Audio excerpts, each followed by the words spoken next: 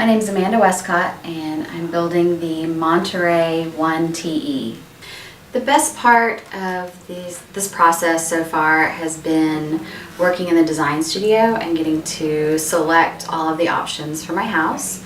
I was incredibly overwhelmed, but was given great advice and direction and shown lots of different combinations that would help my new house reflect my personal style. In my opinion, what sets Shaw Homes from other builders is the incredible organization and attention to detail that each step of this process has contained.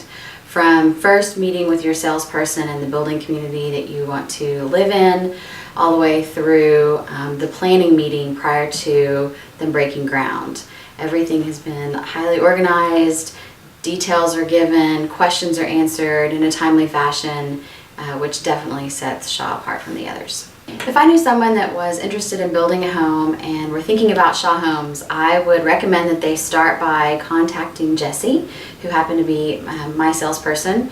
He did a wonderful job, answered a million questions, is incredibly patient because I had a lot of questions, and then I would sign up for that model homes tour. I even recommend taking the tour more than once because you're not going to be able to get everything in the first time that you look at these incredible homes. So take the tour, take notes, take pictures, ask questions, start with Jesse.